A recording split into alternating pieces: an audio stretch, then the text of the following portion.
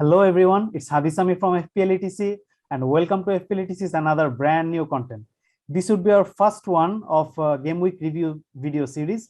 We are starting this series with one of the most experienced FPL managers of Bangladesh, who with his 16 years of FPL career simply doesn't need to be introduced anymore. He is none other than Ehsan Bhai. Thank you. Assalamu alaikum Ehsan Bhai, how are you? I'm fine, Hadi. How are you? Yeah, Ehsan Bhai, Alhamdulillah, I'm very fine. So Ehsan Bhai, we have just started our FPL season 2 days ago, and I guess you quite enjoyed the week. Yeah, it's a very good week for me, and I think it's a very good week for 10 lakh people. So everybody scored more than 100. So it's fine. It's better not to score 60. Everybody scored 100, more than 100, and I scored 103. That's all right for me. Wow, great. So, Ehsan Bhai, I think we got the news that you have been very busy today. So let's dive into the discussion. So here is the game week scorecard before us. So what do you think about this, and how would you actually rate the game week according to FPL perspective? Yeah. Well, the little bit of change in the refereeing actually worked in a way for the full flowing game of the football.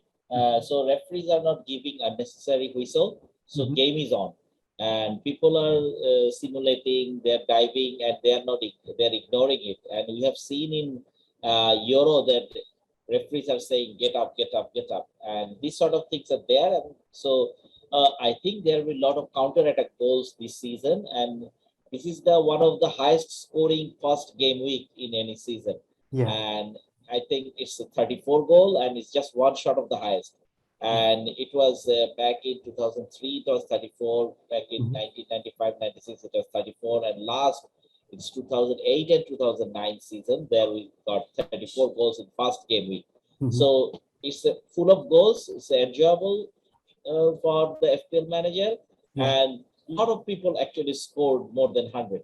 So it's really nice to be there in that 100 club. Yeah. So Ehsan Bhai, if we just move our discussion to the results, so were you actually surprised with any of the results here? Well, if you see the results, you know that I'm not surprised of the Brentford win. Okay. I'm surprised that Brentford scored 2 goals and Tony didn't score any. Yes. That was my surprise. But I thought there would be something from Brentford, and Brentford deservedly win. And surprise is Man United scored 5-1. Yes. It's not surprising. I thought it will be full of goals, but I thought Leeds will score a little bit more goal. Yeah. And Bruno Fernandes scored a hat-trick. Actually, I was against Bruno at the start of the season, and in my all draft it was all without Bruno. But 2 days before the game week, I decided that I need to go with Bruno because his ownership, if he scores hat-trick, I'll be doomed. And those people, those 52% people, those who didn't have Bruno, they're suffering now. And I'm fine that Bruno was in my team. I'm fine. Salah was in my team. I'm fine. Anthony was in my team. Wow. That's the thing. and the Burnley Brighton, it's all right. Chelsea played really good. If I go to the game, go game by game, in the first game, I think that Brentford left back Sorensen. He will score a lot of points because of his, he's very good as a fullback. And he got that long lorry gallop throws.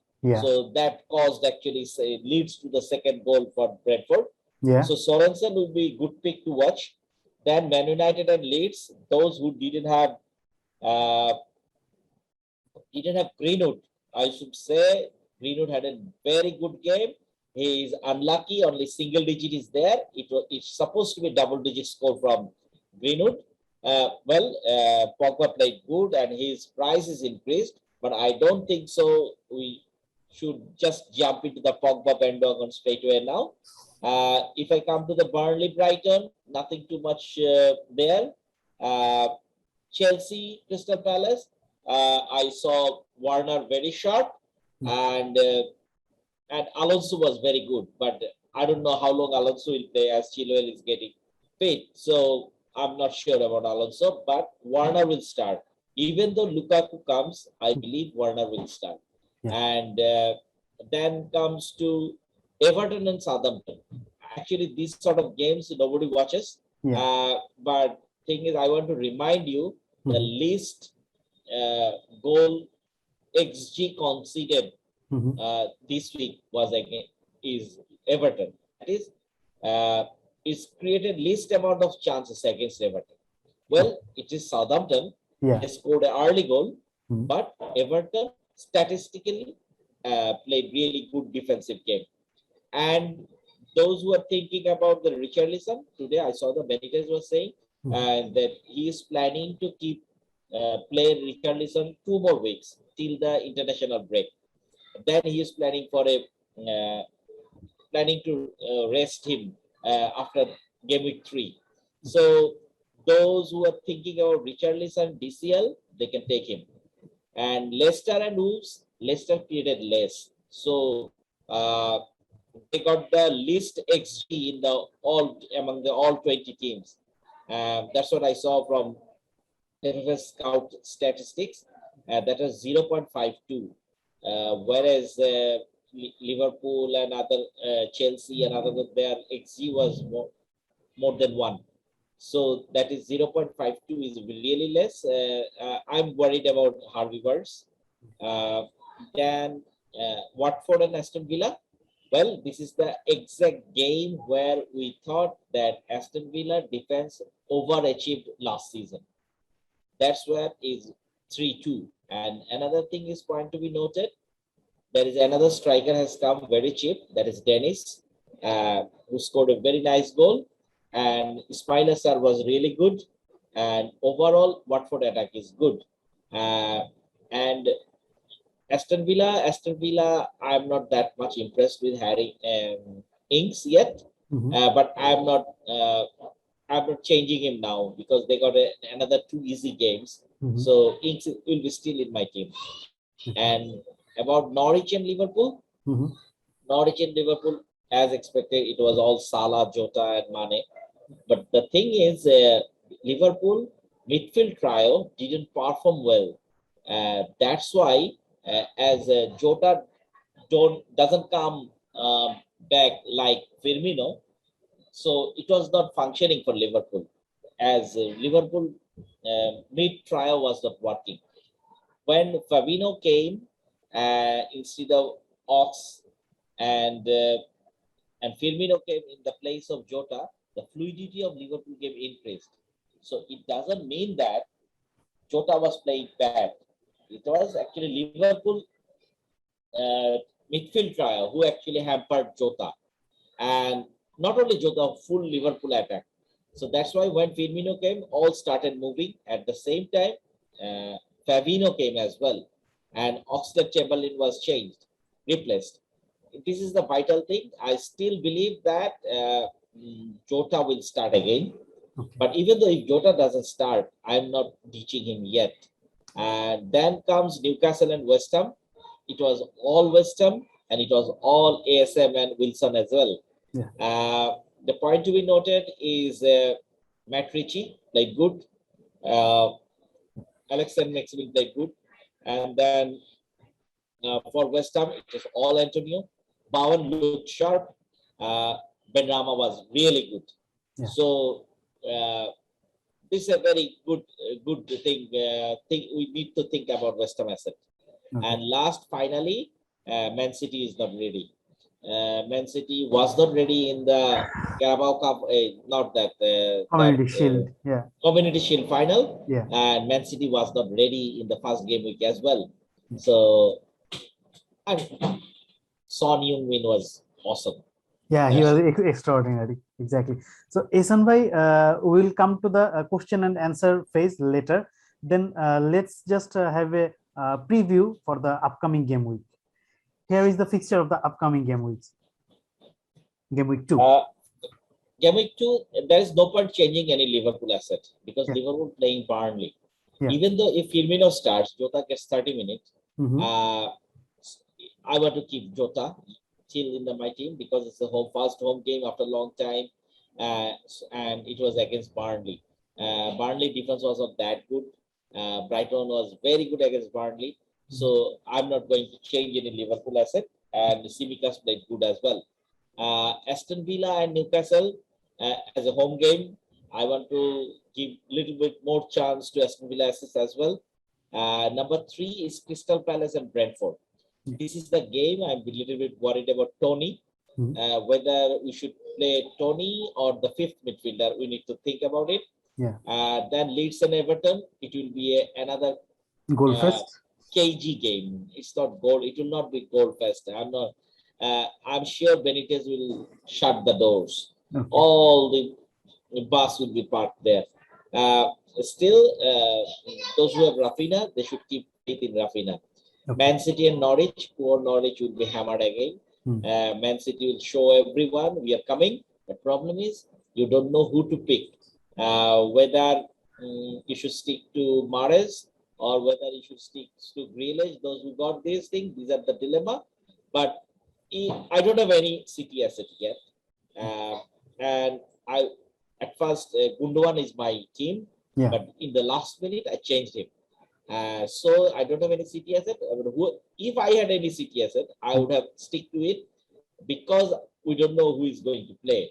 So whoever you have taken your team, there must be some reason. So just believe in your reasons and stick to them. If you have Mahrez, stick to Mahrez. If you have Grealish, you should stick to Grealish. And then come Brighton Watford. Yeah. It will be a kind of open game as well. But Brighton will try to close it at the back. But I'm not sure how much they could do that because Watford attack was very impressive in the first game. Yeah. Southampton Man United. This is another game where captain speak is very important. Southampton got the worst XG conceded team, and Bruno, really essential. And more than Jota, I think Greenwood is essential in this game. I can see another 3-4 goal fest there. Wolves and Spurs is the Nuno's ex-team and present team's game. Spurs will win, but I'm not that confident. So those who don't have Son, this is not the game to bring him in. We need to see transfer somewhere else. Okay. Arsenal, Chelsea. Arsenal always plays good against Chelsea, especially Arteta's Arsenal. And this will be another 0-0, I think. I think it will not be easy game for Chelsea. And West Ham, Leicester, I fancy West Ham in this game. Fantastic. So, Ehsan bhai, now I would like to go to the question phase. Do you think Liverpool can keep a clean sheet against Burnley? Yeah. Okay. Yeah. And Aston Villa defense, I think, just bluffed every one of us. Do you think so? Last season? Last season, they overperformed. I should say they overperformed. And this game, I found Almiron, ASM, Matt Ritchie, they're really sharp. I think Crowd played a good role on that. I don't think so they will score more than 2 goals, but I think Aston Villa will concede at least 1 goal. So it's not the time to bring in Aston Villa players. But if you want, if you have the 2.5 goalkeeper defense, I would not play them. I would play Matty Cash or Martinez or Target, whoever you got. I would play them in this game. Okay. So another question about Manchester United versus Southampton game. The game is on Southampton's home. Do you think Manchester United can provide a clean sheet here? Because a lot of managers are having Luke Shaw in their team. A lot of managers are having Luke Shaw. They are selling Luke Shaw as well. But still, I think this is a wrong thing to do. I think Man United will score 3-4 goals, and they will keep a clean sheet as well. Okay, we have got some another questions, Ehsan bhai. One of our audiences asked, is it wise to bring in Arsenal assets as they have nice fixtures and great underlying stats? Listen, they have got a very good underlying stat, means they attacked Brentford a lot, but they couldn't finish. So until or unless Lacazette and Aubameyang comes, I'm not investing in Arsenal attack. And of course, this is not the game against Chelsea to bring some Arsenal asset. There are a lot of priority transfers there, so no point bringing Arsenal people now. Okay, so another question is, should the managers keep money in the bank for future transfer right now? How we will do that? Until or unless you go from a 7 million Barnes or 7.5 million Jota to someone's to like Benrahma. But it doesn't make any sense to me. Well, if you change Barnes and bring in Benrahma, I would say yes. If you want to change Barnes, you want to bring Ferran Torres, I would say yes. Okay. Otherwise, it's fine. Okay. Okay. So another thing is, those who doubled up on United midfield and Liverpool midfield altogether, how long should they keep it? This is my team actually. This is my team actually. I have got Jota and Salah. Okay. I have got Greenwood and Fernandes. Definitely, I am keeping Greenwood and Fernandes for the second game week. My only concern is Jota, because Firmino played really good after 60 minutes when he came in. But still, as I'm not convinced about Man City asset yet, and I know it's against Norwich. As I don't know who to bring in, so I'm keeping faith in Jota. Okay. Another one, Ehsan bhai, about Manchester City. Yes, we all are actually a bit confused about picking Manchester City players, but yet there is a fixture against Norwich for them in the upcoming week. But after their dismal showing against the Spurs, is it wise to use a free transfer to bring in any Manchester City player like Kevin De Bruyne, who might be a starter, or Grealish, who might be a starter, if someone wants to bring someone in their team? Of course, it's good to bring in Kevin De Bruyne against Norwich, but what you have to do that, you have to discard Salah against Burnley at home, or you have to discard very free-flowing Man United's Bruno Fernandes against very rubbish Southampton. Yeah. Do you want to change those two players for KDB? No. No. I would have saved my transfer. Yeah. Thank you, Ehsan bhai. Okay, can you now move into your team, and can we just see how much point did you get in the first game week? Yes, please. Okay. Here is your team. Fantastic, yes, fantastic game week, Ehsan bhai. Yeah.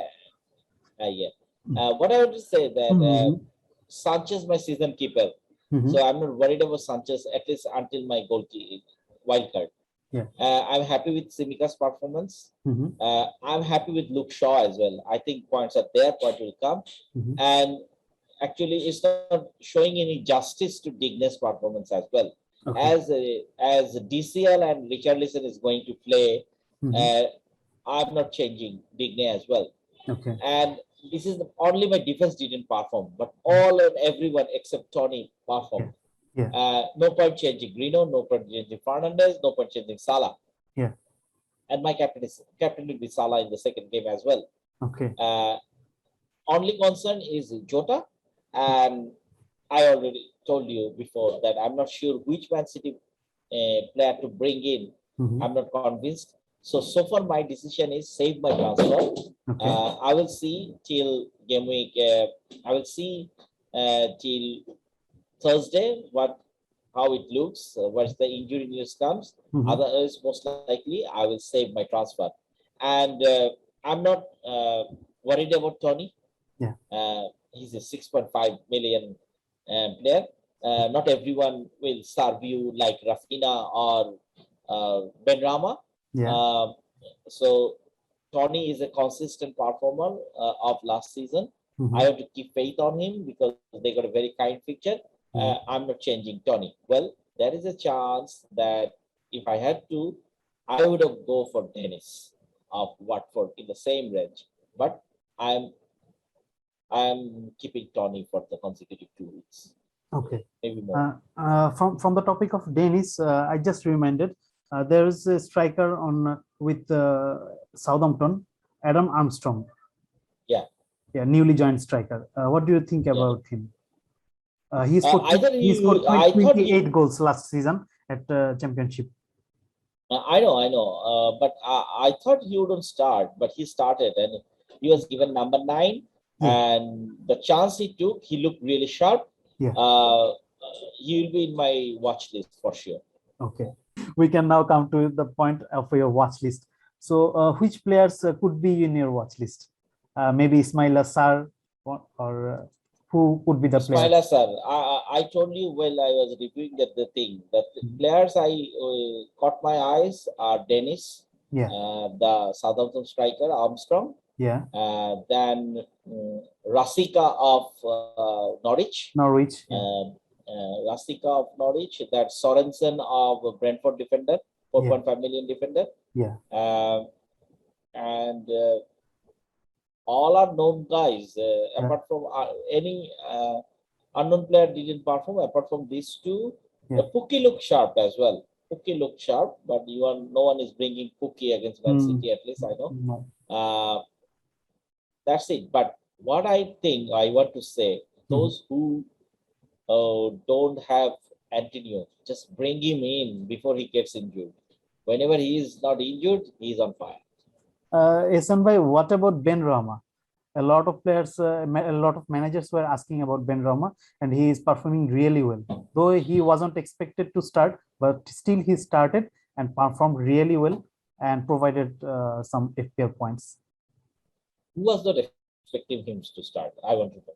Because due to his very good preseason, everybody was expecting Ben Rama. And there are so many people I know, those who actually picked Ben Rama as the 5th midfielder, Ben Rama and Buendia instead of Tony. So I think that was a good move. And Ben Rama was good.